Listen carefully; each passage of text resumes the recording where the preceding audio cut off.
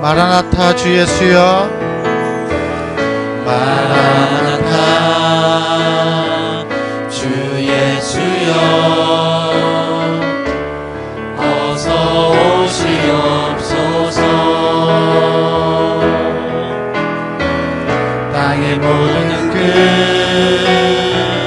모든 족속 주를 찬송하게 하소서. 마라나타 주 예수여, 마라나타 주 예수여, 어서 오시옵소서. 모든 열방이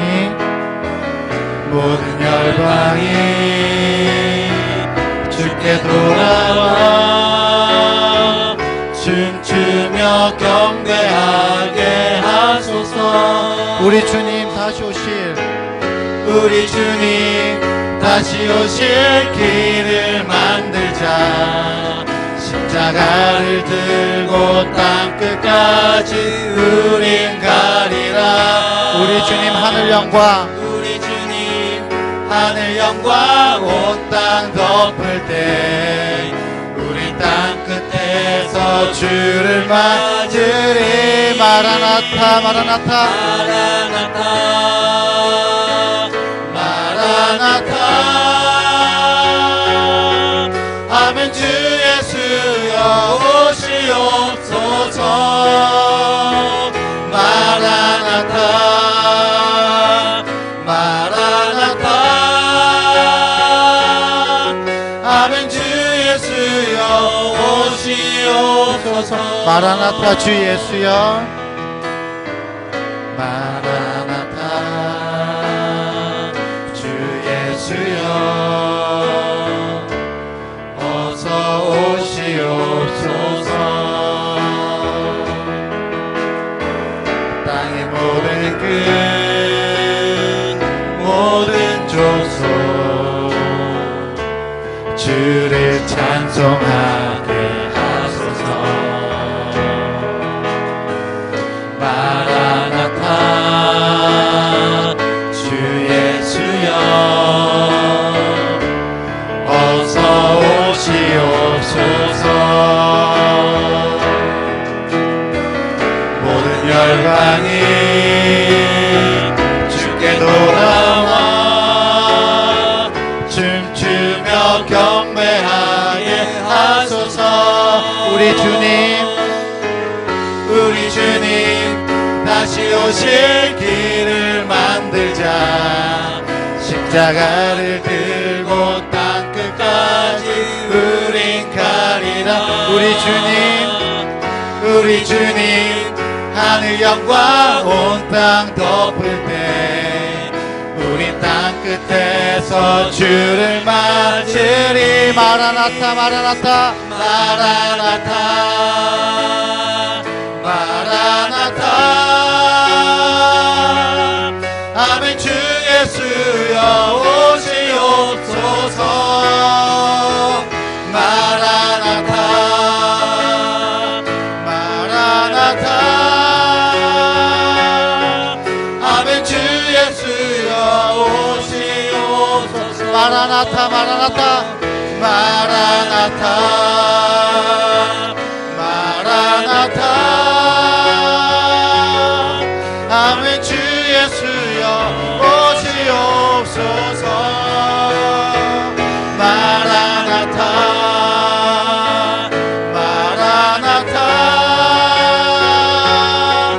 아멘. 주 예수여 오시옵소서. 아멘. 주 예수여 오시옵소서. 아멘. 주 예수여 오시옵소서. 아멘. 주 예수여 오시옵소서. 아멘. 주 예수여 오시옵소서.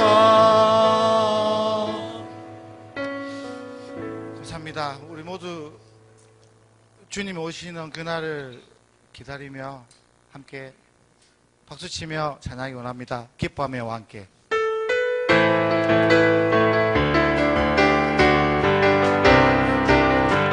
기뻐하며 함께 노래 부르리. 소리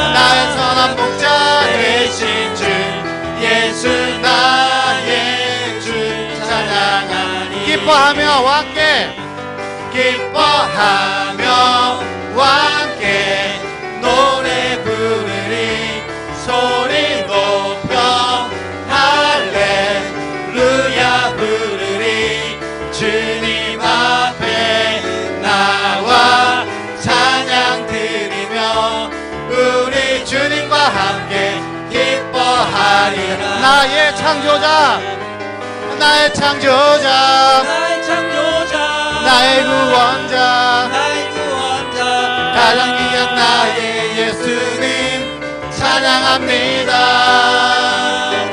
나의 치료자 나의 치료자 나의 선한 목자 대신 주 예수 나의 주 찬양. 나의 창조자 나의 창조자 나의 창조자 나의 구원자 나의 구원자 가장 귀한 나의 예수님 찬양합니다. 나의 치료자 나의 치료자 나의 선한 목자 대신 주 예수 나의 주 찬양하리. 나와서 찬양해 나와서 찬양해 사랑을 주신 주 찬양해 사랑해 우리 주님 생명 주셨네. 소리쳐 찬양해 소리쳐 찬양해 기쁨을 주시는 우리 왕 찬양의 제사 드리며 주님께 경배해. 나와서 찬양해 찬양해 찬양해 주님 찬양해 주님 우리 왕 나와서 찬양해 찬양해 찬양해 주님 찬양해 주님 우리와 한 번 더 다 와서 찬양해 다 와서 찬양해 사랑을 주신 주 찬양해 사랑해 우리 주님 생명 주셨네. 소리쳐 찬양해 소리쳐 찬양해 기쁨을 주시는 우리 왕 찬양의 제사 드리며 주님께 경배해. 나와서 찬양해 찬양해 찬양해 주님 찬양해 주님 우리 왕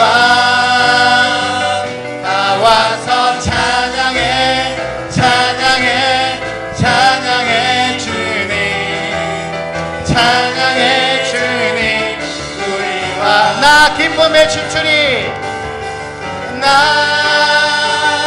기쁨에 춤추리 내 모든 슬픔 바꾸셨네. 나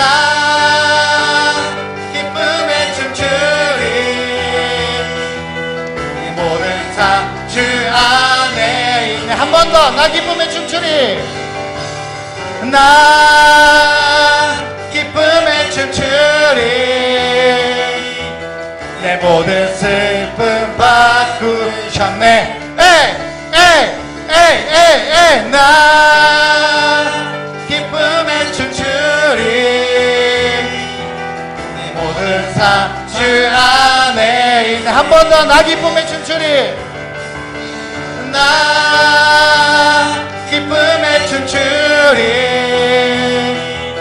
내 모든 슬픔 바꾸셨네. 나 기쁨에 춤추리 내 모든 삶 주 안에 있네. 하나님 앞에 영광의 박수 돌리겠습니다. 할렐루야 아멘.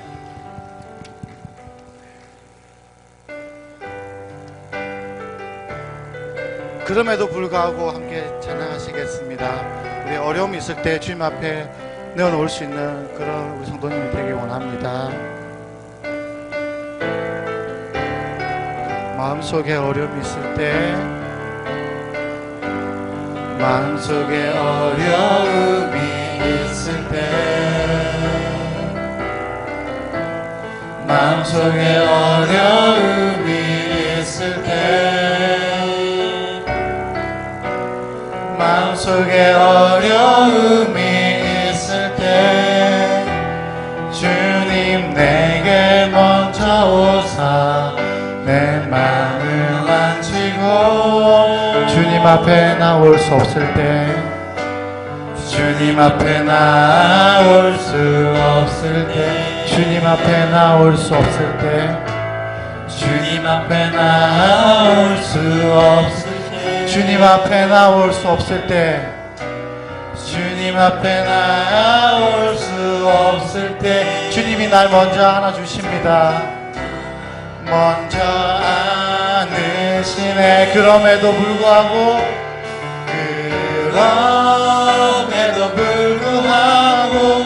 날 사랑하시는 내 하나님의 사랑은 나의 모든 걸 덮고 그럼에도 불구하고 날 안아주시는 내 하나님을 부를 때 아버지라 부르죠.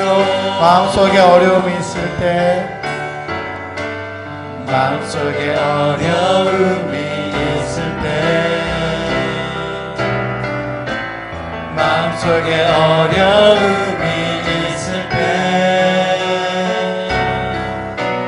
마음속에 어려움이 있을 때 주님 내게 먼저 오사 내 마음을 만지고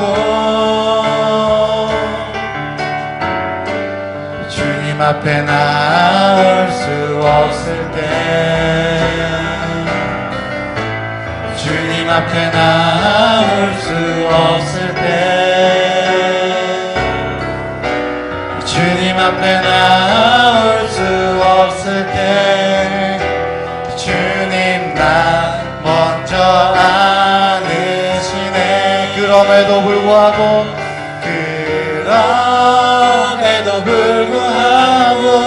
날 사랑하시는 내 하나님의 사랑은 나의 모든 걸 덮고 그럼에도 불구하고 날 안아주시는 내 하나님을 부를 때 아버지라 부르. 그럼에도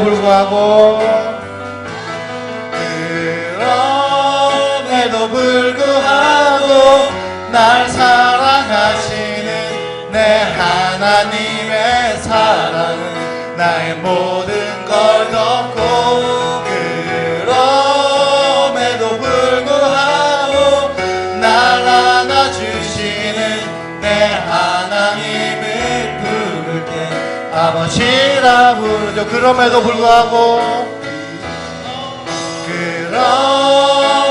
불구하고 날 사랑하시는 내 하나님의 사랑은 나의 모든 걸 덮고 그럼에도 불구하고 날 안아주시는 내 하나님을 부를 때 아버지라 부르죠. 아버지라 부르죠. 아버지라 부르죠. 다 같이 기도하면서 나가기 원합니다. 하나님 아버지께서 우리를 이곳에 인도해 주셨고 우리를 또한 힘들고 어려울 때 나와서 기도하라고 기도할 수 있게 해주시는 항상 우리 어려울 때 옆에서 언제나 도와주시고 인도해 주시는 하나님 아버지께 우리 이 시간 감사합니다. 정말 오늘도 예배 가운데 함께 하시게 해주신 것 감사합니다 하며 기도하고 나가기로. 오늘 함께 은혜 받으실 하나님의 말씀은 신약성경 요한복음 2장 1절로 11절까지입니다. 신약성경 요한복음 2장 1절부터 11절까지 저와 여러분이 한 절씩 교독하겠습니다. 신약성경 요한복음 2장 1절입니다. 제가 먼저 읽겠습니다. 사흘째 되던 날 갈릴리 가나에 혼인이 있어 예수의 어머니도 거기 계시고 포도주가 떨어진지라 예수의 어머니가 예수에게 이르되 저들에게 포도주가 없다 하니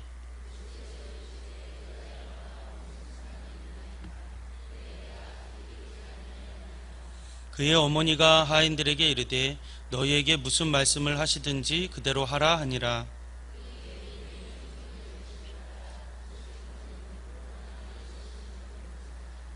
예수께서 그들에게 이르시되 항아리에 물을 채우라 하신즉 아귀까지 채우니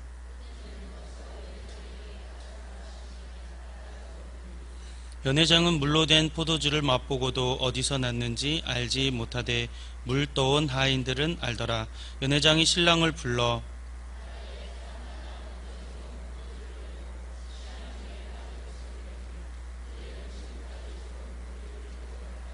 함께 읽겠습니다.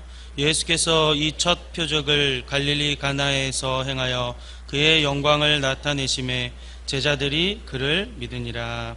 아멘. 오늘 거제구역 함께 나오셔서 특송해 주시겠습니다.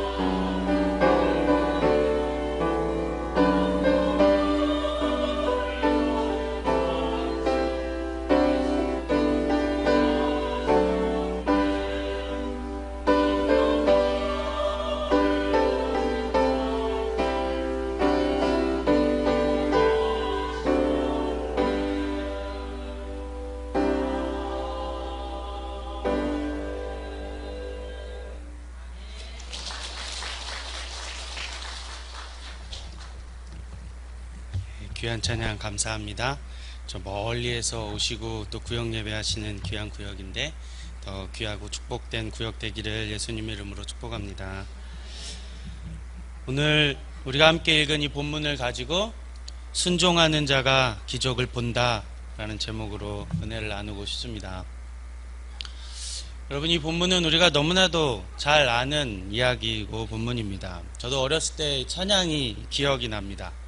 예수님이 말씀하시니 물이 변하여 포도주 된, 율동도 생각나죠? 그런 너무나도 잘 알고 있는 이야기고 기적입니다. 요한복음에서 첫 번째로 일으켜 주셨다고 하는 기적의 사건입니다. 오늘 이 본문을 한 가지씩 좀 살펴보고 싶습니다.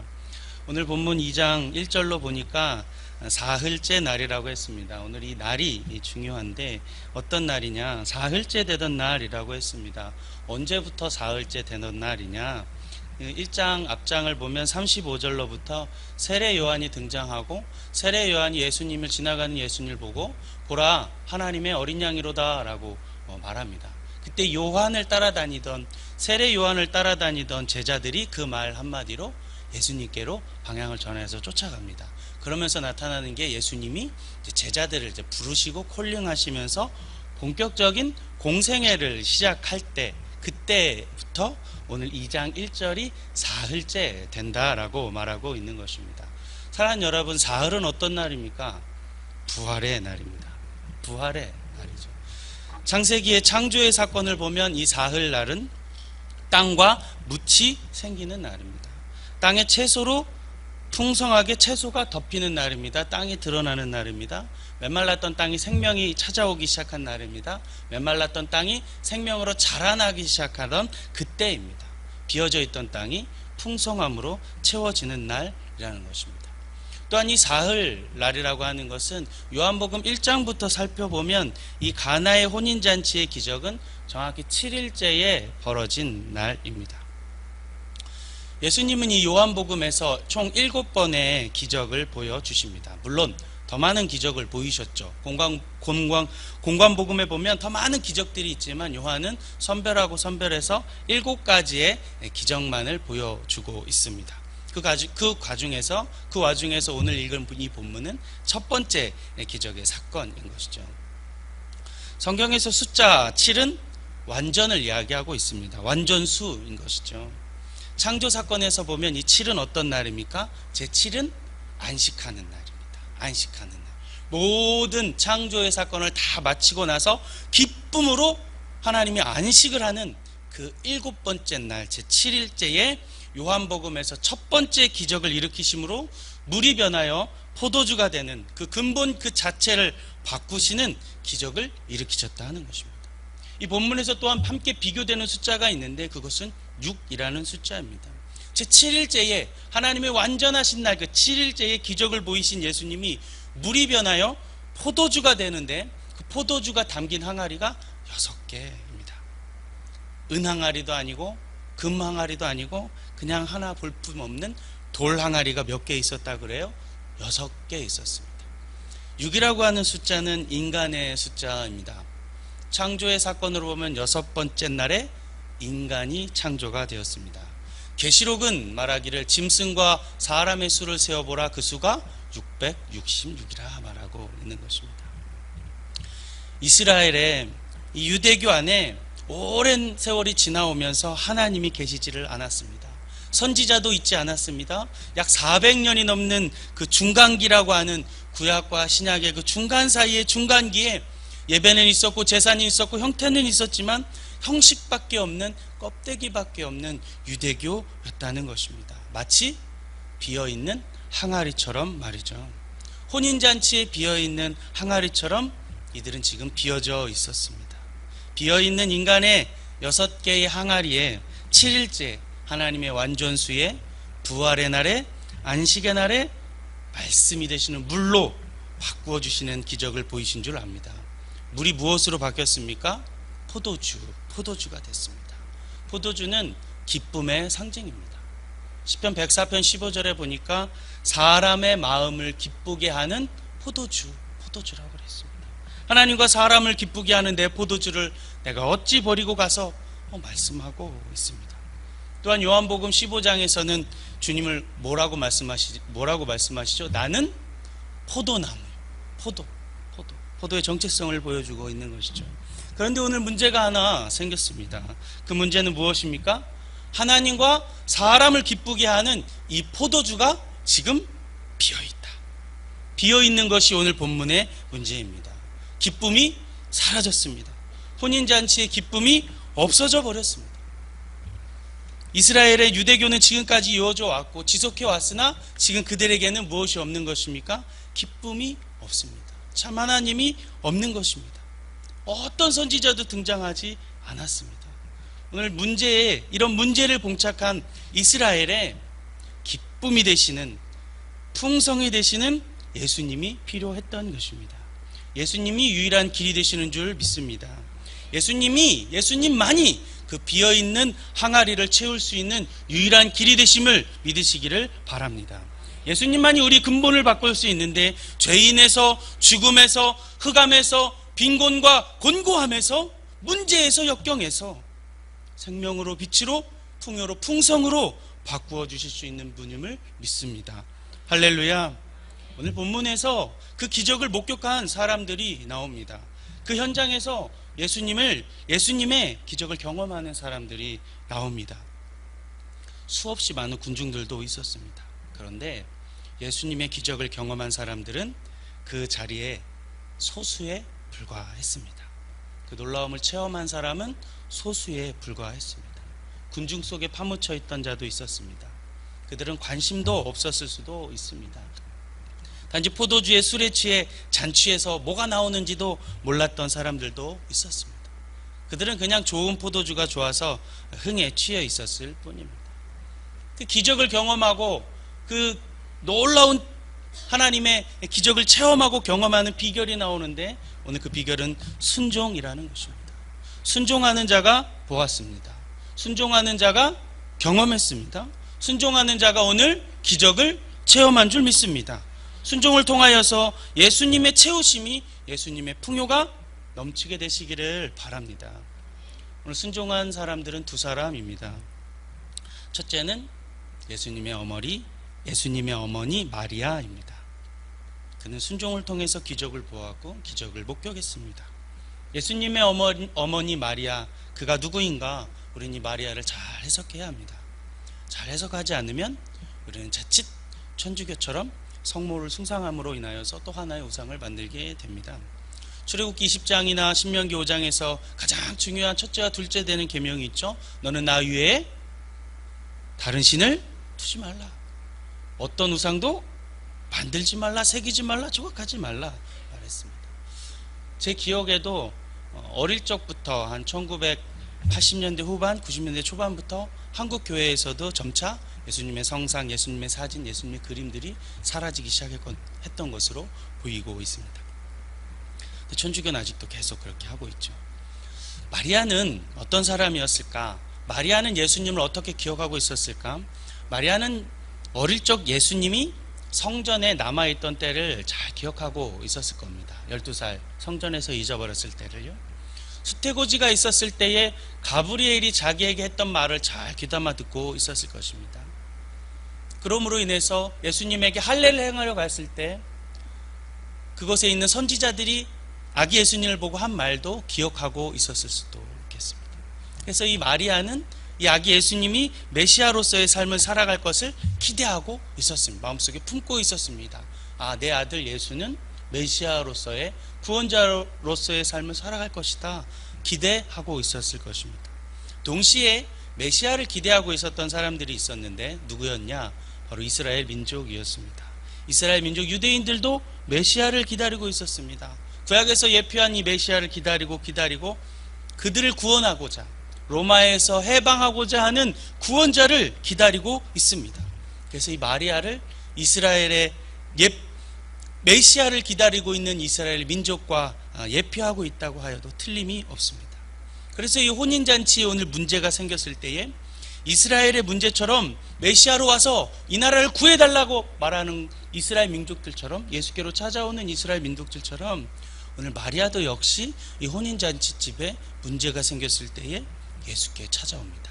예수께 찾아와 포도주가 떨어졌음을 알리기 시작하는 것이죠. 그런데 육적인 것으로 보고 인간적으로 보면 어머니가 이제 메시아로서의 너의 일을 이제 하라라고 하는 것처럼 명령으로 들렸을 수도 있겠습니다. 오늘 본문에서 아버지에 대한 언급이 없습니다. 예수님의 아버지에 대한 언급이 없는 것으로 보아서 아버지 요셉은 죽었을 것으로 보여지고 있습니다. 그럼 아들 장남에게 이 모든 문제를 알려야 하는 것은 당연할 수도 있었겠습니다. 오늘 이 혼인잔치는 예수님 플러스 예수님 몇 명의 제자들, 12명의 제자들이 아무도 모르는 그냥 생명부지에 그냥 잔치집에 먹고 놀러 들어간 것이 아니었습니다. 예수님과 예수님의 친척 야고보, 요한 등등과의 친인척의 결혼 잔치였을 것으로 학자들은 보고 있습니다. 그렇기 때문에 이 아들 예수님은 장남의 역할을 해야만 했던 것이죠. 그래서 마리아는 예수님에게 찾아가서 그 문제를 이야기한 것으로 보여지고 있습니다. 이때 예수님이 이 어머니 마리아에게 하는 말, 여자여 라는 말을 우리는 주목해서 보아야 합니다. 우리가 한번 같이 보겠습니다. 4절입니다. 함께 읽겠습니다. 4절을 함께 읽어보겠습니다. 시작. 예수께서 이르시되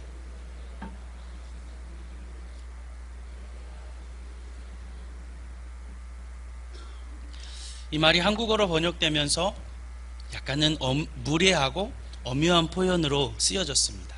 그래서 오해를 샀습니다. 예수의 어머니에게 면박을 준 것이다 라고 하는 용어로 해석이 되기도 했습니다.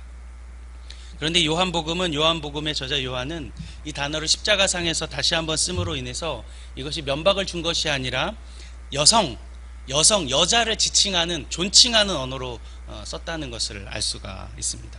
그런데 예수님이 그의 어머니에게 갑자기 이런 호칭을 써가면서 이야기하신 이유는 무엇이었습니까?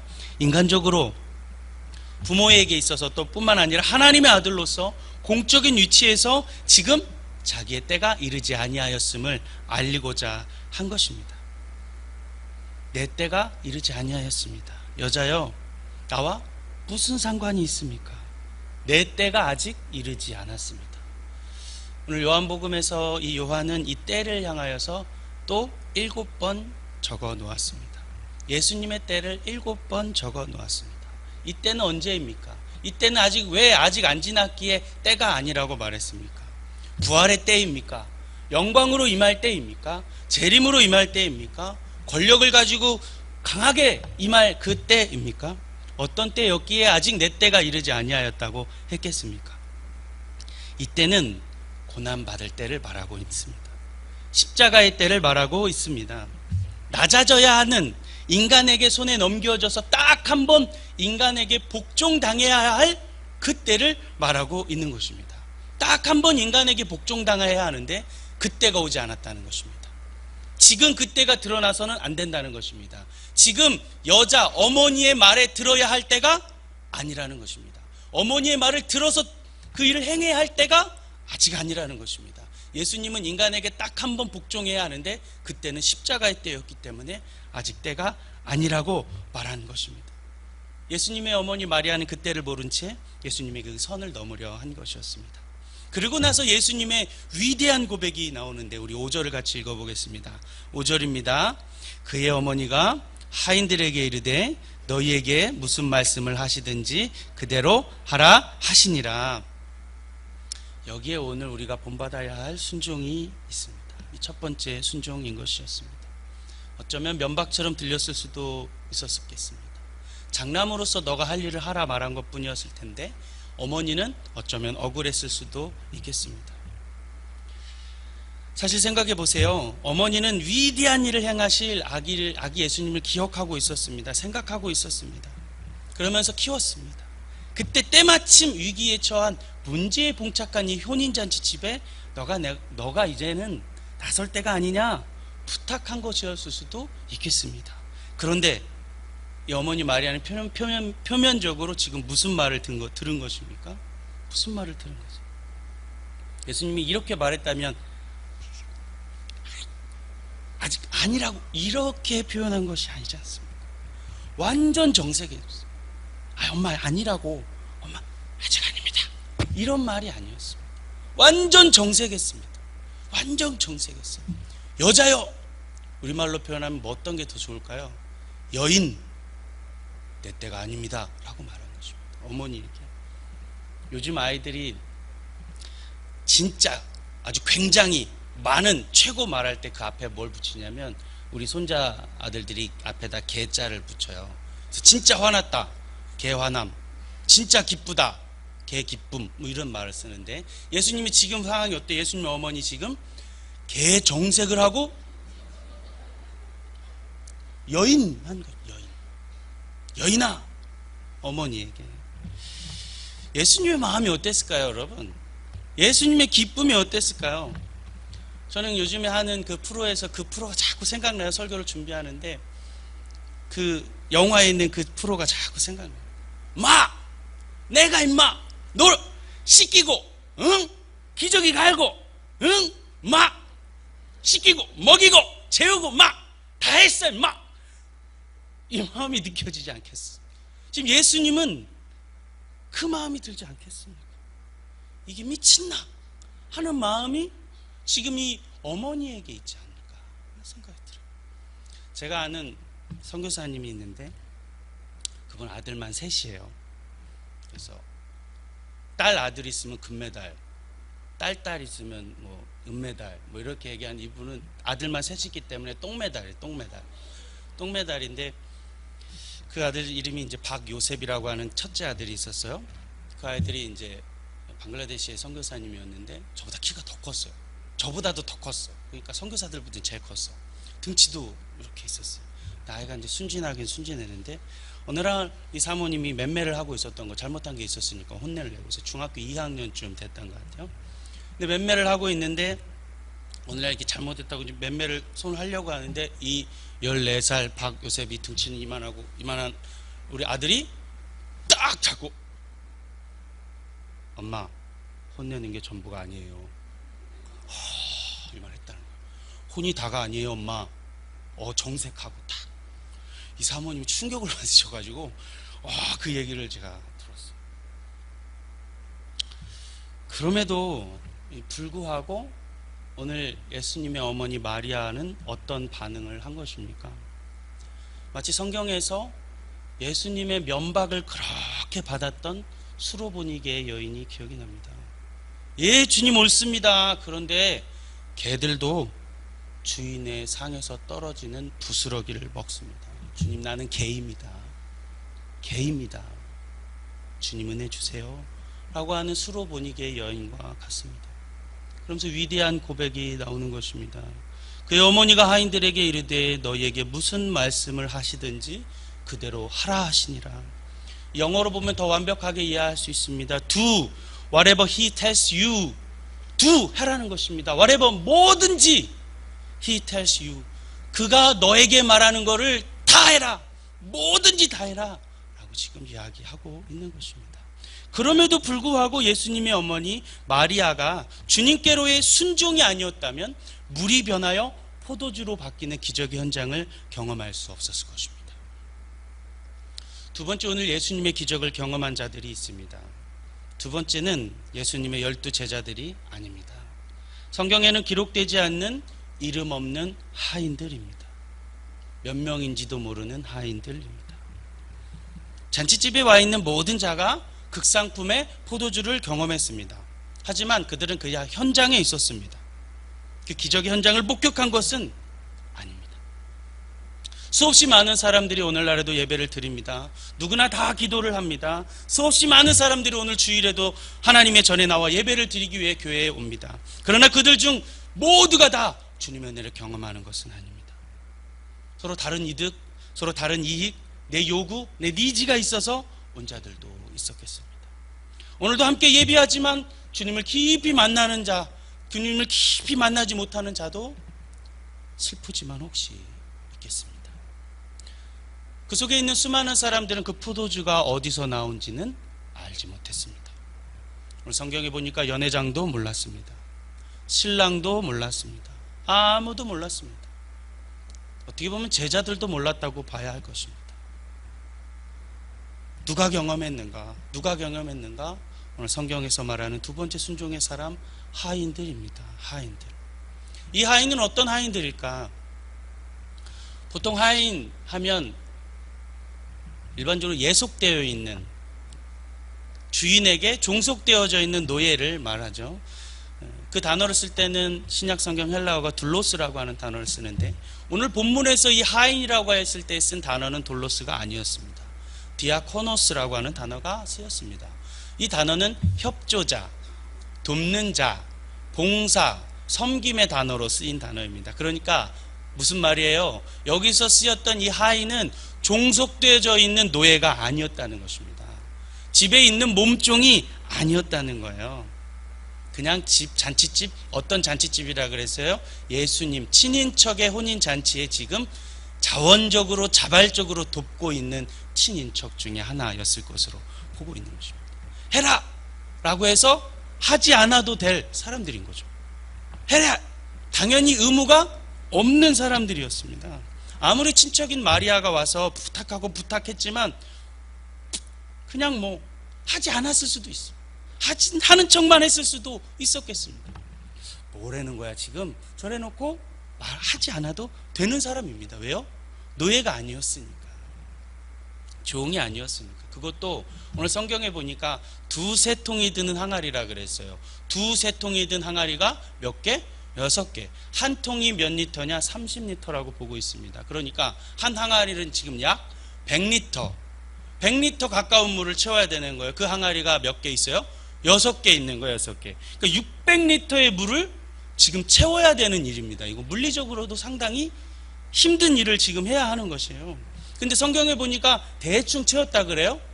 아니요. 7절에 보니까 어디까지 채웠다 그래요? 아귀까지 꽉 채웠다 그래요. 꽉. 당시 여러분 파이프 호스가 있었겠습니까? 수도꼭지가 있었겠습니까? 지금 아니면 풀무원 생수죠? 물 좀 줘요. 여러분 그랬겠습니까? 지금 그 일일이 지금 다 바로 옆에 뭐가 있었겠습니까? 우물이 저 멀리 있었을지 반나절이 걸렸을지 여러분 어떻게 알겠습니까? 물을 뜨다가 아이고 진짜 이건 미친 일이야, 미친 짓이야 하면서 돌아간 사람이 있었을까요? 없었을까요? 물을 떠온 하인만이 그 진실을 알고 있는 것입니다. 군중은 알 리가 없습니다. 영광과 잔치의 흥겨움 속에 파묻혀 있는 대중 속에 있는 성도들은 오늘 알 수가 없습니다.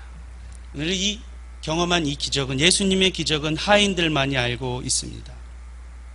아더 핑크라고 하는 사람은 주님에게 가장 가까이 있었고 그의 마음을 알았던 제자들도 마리아도 아닌 하인이다 라는 말을 했습니다. 연회장을 어리둥절하게 했지만 하인들은 어디서 왔는지를 알고 있습니다. 우리가 알 수 없는, 이름도 없는 그 하인들, 그는 누구일까요? 성경에 이름이 없는 이유는 다 이유가 있다 생각합니다. 왜일까요? 그 이름 없는 하인이 내가 되어야 하기 때문임을 믿습니다. 믿으시면 아멘. 그렇게 되길 소망하면 아멘 하십시다. 내가 되어야 하기 때문입니다. 하나님의 길과 우리의 길은 참으로 다릅니다. 우리는 이름을 드러내야 할 것 같습니다. 칭찬받아야 합니다. 이 극상품의 포도주를 낸 사람을 반드시 드러내야 합니다. 이름을 드러내야 되고 금액을 드러내야 되고 얼마를 했는지 반드시 밝혀야 하는 것이 인간의 길이고 인간의 방법입니다. 그런데 하나님 오늘 이 요한복음을 통해서 완전히 다른 길을 제시하시는데 이름도 하나 없는 그 순종을 통해서 주님의 기적을 보여줘 가고 있다는 것입니다. 권위 있는 지위를 차지하고 있는 사람들은 주님의 비밀을 알지 못했습니다. 연회장이나 높은 사람들, 자리에 있는 사람들은 주님의 생각을 알지 못했습니다. 자신을 낮추어서 종의 자리, 그리스도의 뜻에 따라 사용하기를 원하는 자, 순종하는 자가 그것을 보였다는 것입니다. 오늘 10절에 보니까 연회장이 이렇게 말합니다. 말하되 사람마다 먼저 좋은 포도주를 내고 취한 후에 낮은 것을 내거늘 그대는 지금까지 좋은 포도주를 두었도다 하니라. 사람의 눈에는, 사람의 생각에는 가장 좋은 것을 먼저 주는 것입니다. 쾌락을 줍니다. 즐거움을 줘요. 자극적인 것을 줍니다. 눈에 보기 좋은 것을 줍니다. 성공을 갖다 붙입니다. 풍요를 준다 말합니다. 그러나 그 뒤에 뭐가 있어요? 비어짐이 있는 것이죠. 멸망이 있는 것이죠. 허무만이 있는 것입니다. 그런데 하나님의 길은 우리하고 다른데 먼저 비어짐이 있습니다. 부족함이 있는 것입니다. 광야가 있고 십자가가 있습니다. 그리고 나서 가장 좋은 포도주가 나오는 것이죠. 그것이 우리의 면류관인 줄을 믿습니다. 가장 좋은 것이 마지막에 예비되어져 있는 줄 믿습니다. 사랑하는 성도 여러분, 순종하는 자가 기적을 봅니다. 온전히 따르는 자가 그 역사에 참여하는 줄 믿습니다. 오늘 11절 같이 읽어보겠습니다. 마지막 절 11절입니다. 예수께서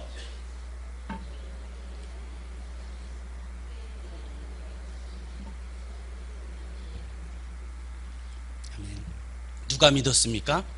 제자들이. 군중이 믿었다고 그래요? 연회장이 믿었다고 그럽니까? 다 믿었다 쓰여져 있습니까? 아니요. 제자들이 믿었습니다. 제자들이. 어쩌면 예수님은 이 이름 없는 하인들을 통해서 제자들의 믿음을 돈독히 하게 하신 하고자 그를 계획하셨는 줄도 압니다. 나의 작은 순종이, 나의 작은 행위가 이 교회가 살기 위해 나를 보여주시는 줄 믿습니다. 나의 작은 순종이 내 가정을 살리기 위해서 하나님이 사용하실 줄 믿습니다.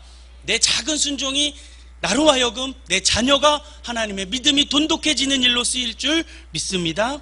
내 작은 순종이 내가 전도하고자 하고는 한 영혼을 향하여서 예수 믿게 되고 그의 영광을 보게 되어질 줄 믿습니다. 사랑하는 여러분, 순종해야 합니다. 순종과 충성은 그리스도의 덕목인 줄 믿습니다. 고린도전서에 보니까 일꾼이 가져야 할 것은, 일꾼이 가져야 할 덕목은 충성이다.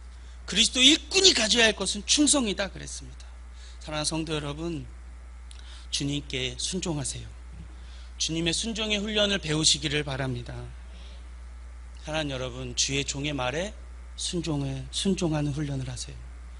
사랑하는 성도 여러분, 리더의 말에 순종하세요. 가정의 권위에 순종하세요. 부모의 말에 순종하세요. 성결교회의 창시자라고 할 수 있는 요한 웨슬레가 있습니다. 이 요한 웨슬레를 길러낸 사람이 유명한데 수잔나 웨슬레입니다. 그의 전기를 보면 이런 말이 있어요. 그녀는 지혜로운 자녀 교육으로 아주 뛰어난 사람이었습니다. 그녀는 자녀들을 13명이나 되는 자녀를 키우면서 훈육하기 시작했는데, 물론 훈육만 한 건 아닙니다. 50대 50으로 사랑을 하였는데, 그가 한 말이 있습니다. 무슨 말을 했느냐? 눈에 보이지 않는 부모의 말에 순종하지 못한다면 눈에 보이지 않는 하나님의 말씀에 어찌 순종할 수 있단 말인가? 눈에 보이지 않는 하나님 앞에 어떻게 순종할 수 있겠냐는 것입니다. 지금 내 눈에 보이는 부모의 말에 순종하지 못하는데 눈에 보이지 않는 하나님을 어떻게 순종할 수 있겠는가? 저를 바꾸어 말해보겠습니다. 눈에 보이는 목사의 말에 순종하지 못하는데 내 눈에 보이고 있는 지금 리더의 말에 내가 순종하지 못하는데, 내 눈에 보이는 지금 부모의 말에 순종하지 못하는데, 눈에 앞에 있는 권위자의 말에 내가 순종하지 못하는데, 눈에 보이지 않는 하나님 앞에 우리가 어떻게 순종할 수 있겠습니까? 사랑하는 성도 여러분, 순종은 성도의 가장 중요한 덕목인 줄 믿습니다. 이 순종을 통해서 기적을 경험하고 풍요를 경험하고 채워짐을 맛보고 믿음이 더욱더욱 채워지시게 되는 사랑하는 충무중앙교회 모든 성도들이 다 되시기를 주님의 이름으로 축원합니다. 주님의 이름으로 축원합니다. 우리 함께 기도하시겠습니다. 이 시간에 기도하실 때 주님, 제가 순종하게 하여 주옵소서. 주님, 이 연말에 또 앞으로 다가올 새해에 순종케 하여 주시옵소서. 주님의 말씀에 온전히 순종하고 헌신하는, 그러므로 인해서 예수님의 기적을 경험하는 내가 되게 해달라고 우리 한 목소리로 다짐하시면서 한번 동성으로 같이 기도하겠습니다. 기도하시겠습니다. 할렐루야. 하나님 아버지 감사합니다. 주님 고맙습니다. 오늘도 이후 예배로 우리를 불러주셔서 하나님 말씀 듣게 하심을 감사합니다. 아버지 하나님, 순종하는 자가 기적을 보았습니다. 순종하는 자가 기적을 경험했습니다. 그 기적을 목도한 줄을 믿습니다. 주님 도와주시옵소서. 주님 순종하게 하여 주시옵소서. 그 어떤 명령에도 그 어떤 말에도 내가 순종할 수 있는 내 마음 더하여 주시옵소서. 강팍한 내 마음이 아니라 언제 어느 때든 무슨 말씀을 하시든지 너가 무슨 말씀하시든지 그대로 하라 말씀하시는 그 말씀이 내 말씀이 돼서, 내게 말씀하시는 말씀이 돼서 오늘도 이 연말에 이 내년에 준비하는 이 마지막을 준비하는 이 때에 온전히 순종할 수 있는 믿음의 성도들이 다 되어질 수 있도록 주님 도와주시고 축복하여 주시옵소서. 그러므로 인하여 기적을 경험하는 우리 모든 성도들 다 되어지도록 주님 도우시고 붙들어 주실 줄 믿습니다. 할렐루야. 하나님 아버지 감사합니다. 이 오후에도 우리를 불러주셔서 하나님 앞에 예배하게 하심을 감사합니다. 오늘 하나님이 주신 말씀 듣습니다. 순종하는 자가 예수님의 기적을 경험합니다. 순종하는 자가 예수님의 기적을 보고 체험하고 목격할 수 있는 줄 압니다. 수없이 많은 사람이 있었지만 그것을 목격한 자는 소수였습니다. 주님, 제가 그 소수에 들어가기를 원합니다. 그 이름 없는 하인이 되어지기를 원합니다. 누구는 이름을 드러내고 싶고 드러내고 나타내고 싶고 하고 싶지만 예수님의 방법은 세상과 다른 이름이 없는 순종을 보고자 하시는 줄 믿습니다. 순종하는 내가 되게 하여 주시옵소서. 감사드리며 예수님 이름으로 기도합니다.